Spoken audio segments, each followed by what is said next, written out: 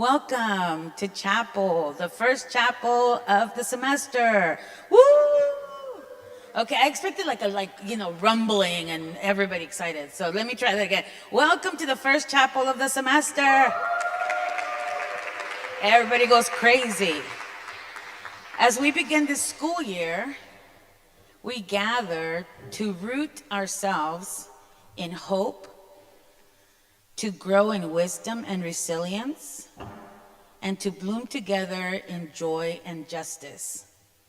May our kusikui, which I just love the word, which means joy. Can y'all say it with me? Kusikui.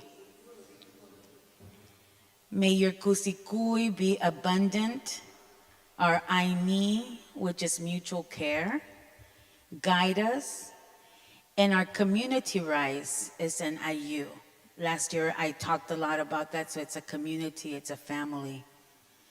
It's a family of spirit committed to liberation, learning, and love.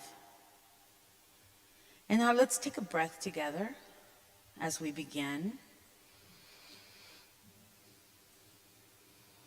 Ground yourself either with your feet, with your, however you want, however it feels right for you. Feel the earth, Pachamama, holding you.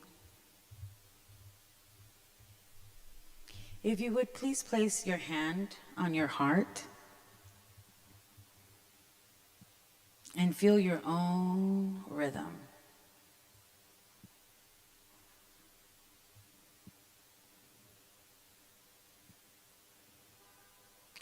Now look around,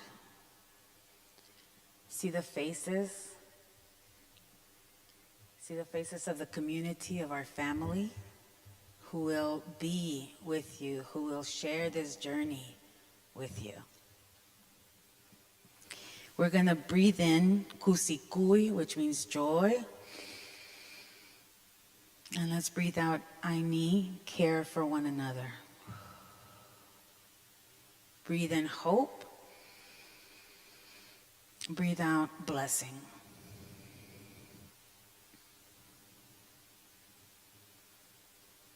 A song that my son and I taught during orientation is called Bambelela, Never Give Up.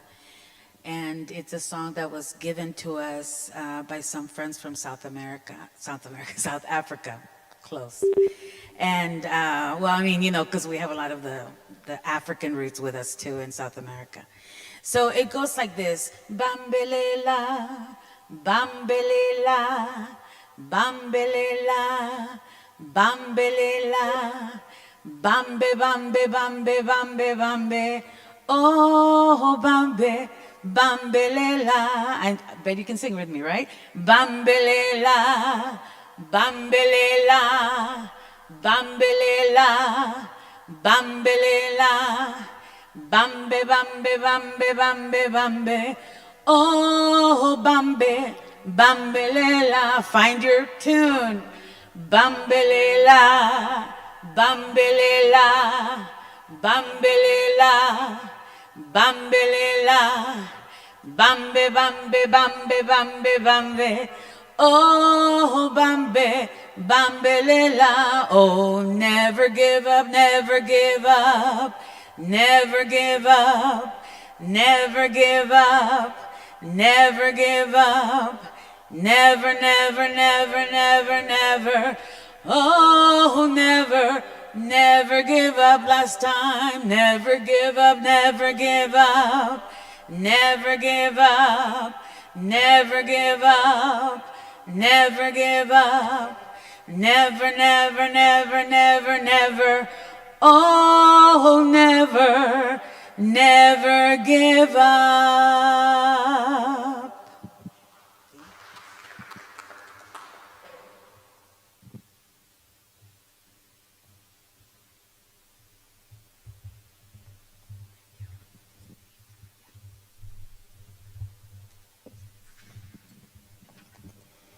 As we begin this school year, we enter a season of growth. Poet Rupi Kaur reminds us that we are at home in ourselves, resilient in heartland, and always reaching towards bloom. Growth. Look down at your body. Whisper, there is no home like you.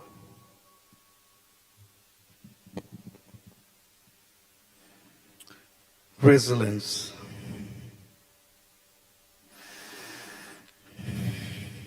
What is stronger than the human heart, which shatters over and over and still lives?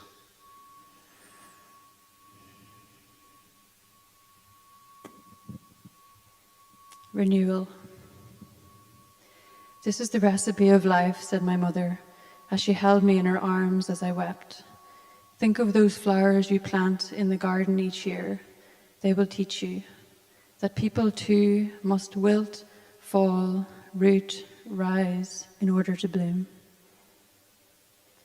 May we root deeply, grow strongly, and bloom together in this new year. So we'll do a call and response now. So we will root,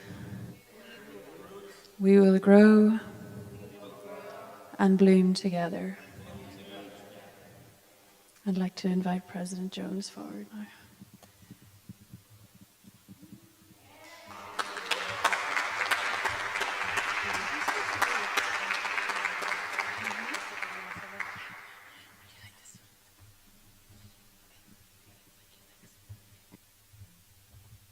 Good morning, everyone. It's so nice to see you, to see our administration, our faculty, returning students, new students. It's wonderful to see the chapel team here and to be once again starting the 25-26 school year by gathering in chapel. I think you all know that 4 days a week we meet here at 12 to 12:30. And one of the questions that people always have is, well, what are we coming here to do? And it is a very simple and yet more complex question to answer because of the nature of this community.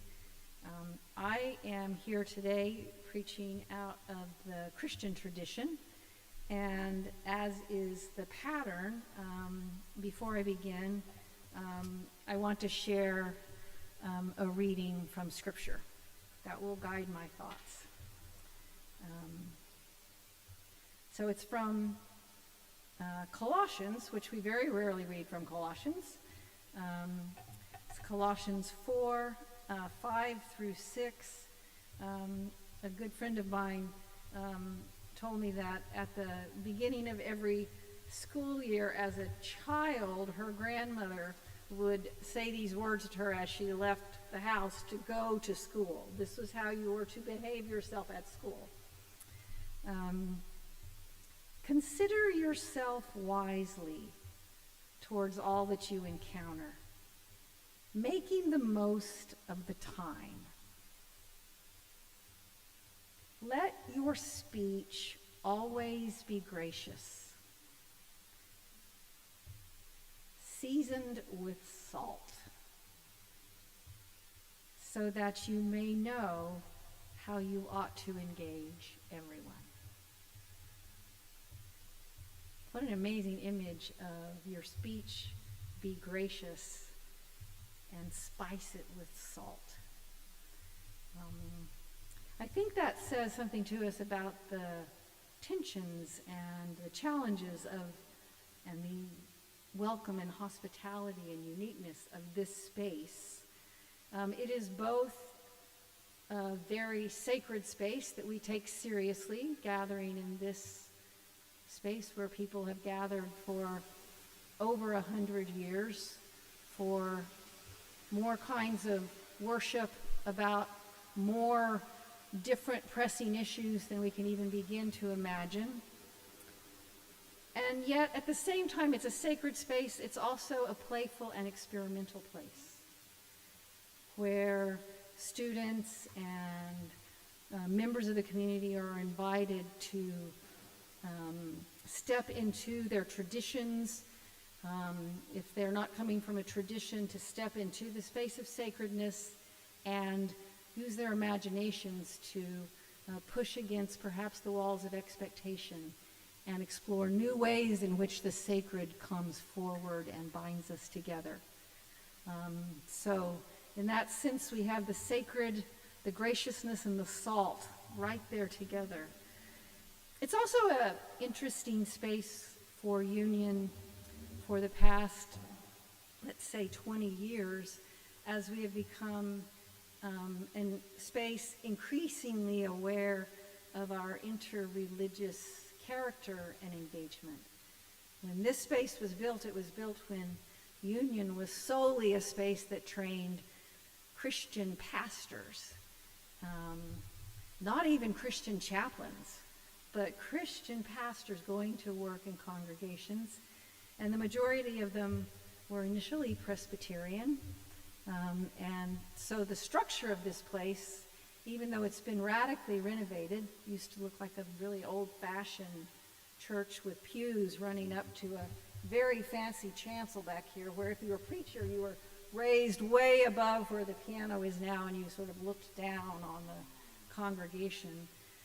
To what it is now, we renovated almost 25 years ago, removing the pews, taking the paneling off the wall, opening up this space so that we could begin to stretch further And even more recently, that stretching involves what does it mean to be in this space as it is being always transformed by our presence in a way that honors our shared sacredness, our sense of being here together to worship, to be in the presence of the holy together, while recognizing that the meanings of that for us and the traditions out of which it comes are so very different. And to sort of hold that reality as a gift, even in those moments when we don't understand.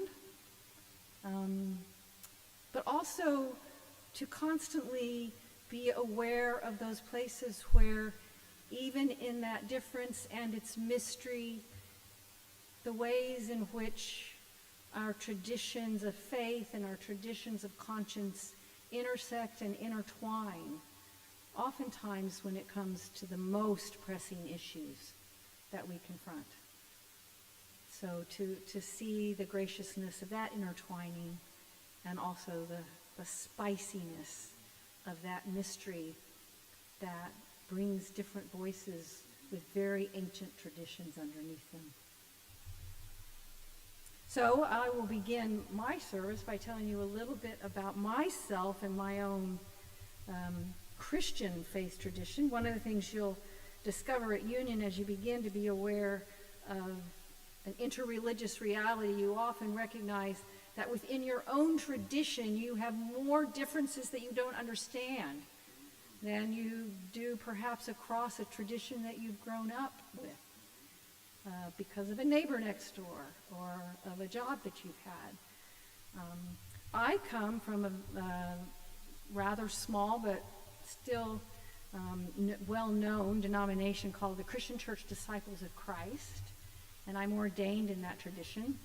It only became a denomination in the 1950s, but it originated about 200 years ago when a group of Presbyterians and Baptists, Southern Baptists, got together and decided there are way too many denominations popping up all over the place, and if Christians are committed to unity, why do we, the minute we come to faith, find ways to separate ourselves? And so for most of its life, the Christian Church Disciples of Christ was simply called Disciples of Christ, and it refused to call itself a denomination and called itself a movement for Christian unity. And part of that meant that it did not have a very complicated notion of what it means to be ordained. So an ordained person is not picked up and put on that big pulpit, if only in our minds. To be ordained simply means that you went to seminary and you have knowledge that the church, the congregation may not have because of what you've learned. And so your job as the pastor is to be an educator. But when it comes to the sacred rites, those are open to everyone. So in the denomination that I was formed, we had an open table, which meant when it came to communion, it was always lay people that were performing. And we also had what's called believer's baptism, where when you were, usually if you were growing up in the community, a teenager, you had to make a decision about whether or not you would join. It wasn't an automatic process. And it's also a denomination that when it comes to doctrine is very simple. It's simply known as our one, we don't have the Nicene Creed, we have this. No book but the Bible, no creed but Christ. Now that can be interpreted in many ways. But as a non-creedal denomination, there is this very odd, intense pushback against things like a doctrine of the Trinity. That is a heretical insertion into the Christian tradition, according to my denomination. That's what I mean when you begin to say you actually have sometimes more deeper differences with people most like you than you might with those that you don't understand where they are yet. So growing up in that environment, our worship services were always very casual and very much focused on the creation of community. And so today I just wanted to talk, and I will talk briefly, about what my sense is of what it means for us to be together in chapel at Union Theological Seminary in September of 2025. In my role as president, I'm often asked to go and preach in churches and colleges and community groups across the country. And it just so happened that last spring I had a string of about 8 talks that I was giving in a row, mostly from the Southwest to the South. And it started in Amarillo. Who here has been to Amarillo? Come on, be proud. Amarillo, Texas. Yes, Amarillo. Where I was at a federated church, which meant that it was a combination of many churches in town that had come together. And then I went to Fort Worth, and then I went to Little Rock. I mean, it was quite a trip. And in each case, I was in communities that if you were to look at a political map, it would be an almost minuscule, unseeable blue dot in the middle of a mass of red. And the sense of intensity and the desire to know what this moment holds and what we should be doing was the first, the middle, and the last question I was asked constantly. As if somehow coming from Union, I would quickly have the answer to all of that. If anyone in here does have that answer, I would like to know what it is. But I'd like to share with you the 3 things that I found myself, and it's often I find myself on the spot, better able to capture what it is that matters the most. I said, I don't have an answer to how to be a person of faith, a person of conscience in this moment, and we are searching together, and it's important that we search together and not act like we have this moment figured out, and that somewhere out there, someone is doing all the right things and we're just missing out on it. No, we are in a journey together as a community that is located in a world that is lost and is struggling collectively. So these are just guiding words for a moment like this. And the first is, if you want to know in any moment in time what's happening that should take priority for you, always look to the most vulnerable communities. Because there you will find insight and experience and presence to the reality that is absolutely crucial for how we guide ourselves forward. Always first look to what the impact this moment is having on the most vulnerable. Secondly, and this is true, and I was mostly speaking in churches, it seems the more progressive the church becomes, the more difficulty it has finding its Christian voice. So this one was very important. I said, do not be afraid to speak out of your tradition. In this case, it was, do not be afraid to be a Christian, to speak loudly into the public square, out of those ancient roots that go deep into our earth and reach high into the sky, that have held communities together for millennia, but to not hold back and wait for some other voice to come forth with the answer. Join the chorus by daring to speak, and we can say this at Union, speak theologically. Talk about what this means from a moral perspective. Talk about what it means to be in this moment and have a sense of yourself standing in a Christian context before God, as the whole world stands before God. The third thing I say, and this is the one that, speaking to a tiny blue spot, feels like an enormous challenge, and that is to, and it builds on our song this morning, never give up on the work of building bridges, of reaching across divides that you think you can't possibly step across. The hardest part is to build bridges when there's no bridge being built from the other side. And that's the kind of balancing act that at Union we try to cultivate. What does it mean to be building a bridge over an abyss onto a shore that you cannot see? But if we're not building bridges, as our world changes and turns and people respond, there are no place for those of us in motion across the nation and around the world as the reality of the violence in our world hits us. There's no bridges, there's no pathways, there's no people to catch us as we fall. So that work of building bridges is absolutely essential.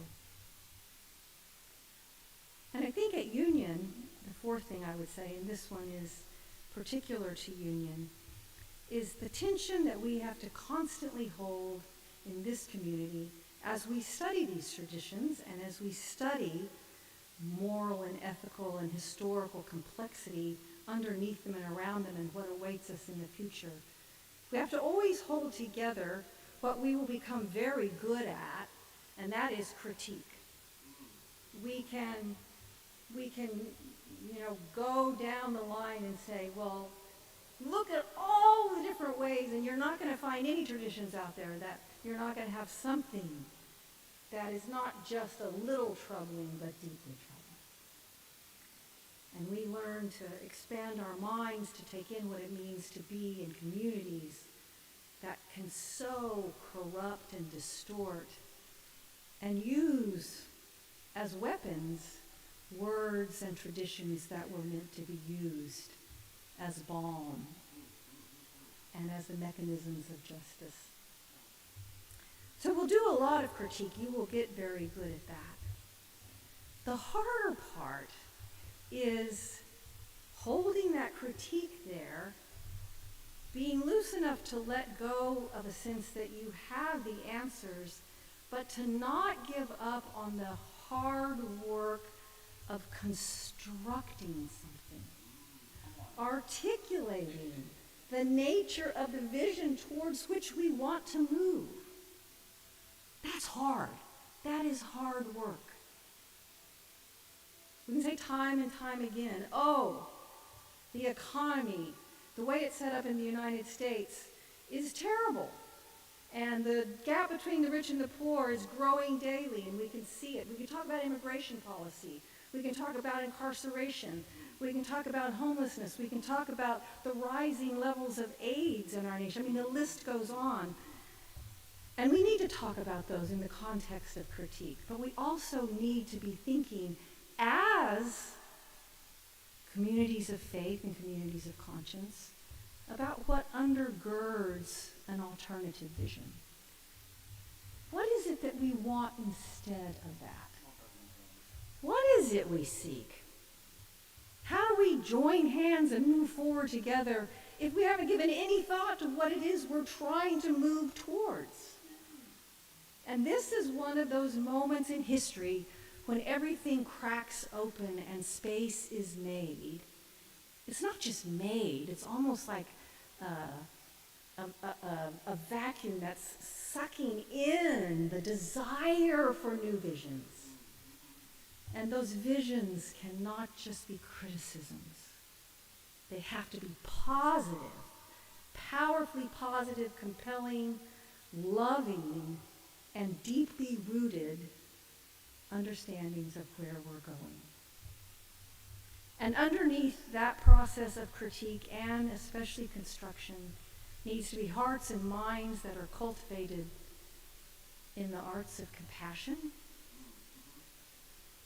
It has to be an activity of the heart as much as it is an activity of the brain. But what does it mean to feel our way forward with our bodies? To pay attention to that, to see where it leads us, to see what kinds of constructions might emerge out of motions, to see what new stories we have to tell that live in our left hip. The moment is calling for that. And this year at Union, we are calling that forth together. And so I want to end today's sermon reflection with probably what is the oldest benediction in the Abrahamic traditions. It's words that I use every year at graduation, which some of you are more close to than others, but it will come. And it's words from the prophet Micah. And it is this: go forth from this place. And the first one, seek justice. But stop and ask yourself, what on earth do you mean by justice? Gotta ask that question. Seek justice, yes. What does that mean? I was talking to a friend and said, what would it mean at Union if we went a whole week with a ban on the word social justice, and we actually had to fill it in with something else? What would we come up with? That would really force the question, wouldn't it? It's like, okay, no, can't say that word. Next week you can. We can come back to that because it does a lot of good work. But this week, we're going to search our bodies and our minds and our histories and our understanding of the future for other words that fill that in. And then Micah tells us, secondly, love mercy. Love mercy. No learning community can take the stretch that it takes to create new visions, to push the boundaries, to cultivate that heart of compassion, if it's not a community that allows us to make mistakes. We're going to all make mistakes. Not a person in this room is not going to go home one day after class and say, why did I say that? Or, more likely, the person next to you might go, why did you say that? Mercy, forgiveness, allowing us to be human as we search. And to get it wrong because you only know how to find your way back on course if you occasionally swerve off of it and discover afresh what the road looks like. And then last but not least, Micah tells us not just to seek justice and love mercy, but to walk humbly with your God. And here, Micah has a very important reminder to us that the work we do at Union is very important, and it is a unique place, and it is a rare gift to be a part of this community and to have the space to do these things.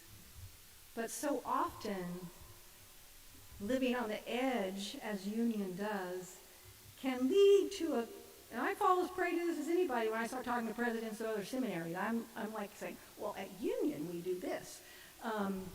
But it can so easily fall prey to a kind of arrogance about the privilege we have to have this space to think so radically, so beautifully, so mercifully, and infused with so much deep sense of the justice we seek.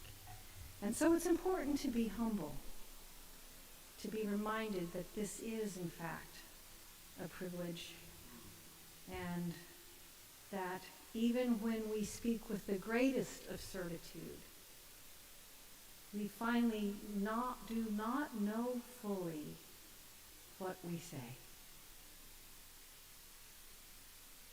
Seek justice, love mercy, and walk humbly with your God as you go forth from this place. Amen. Come on, come on.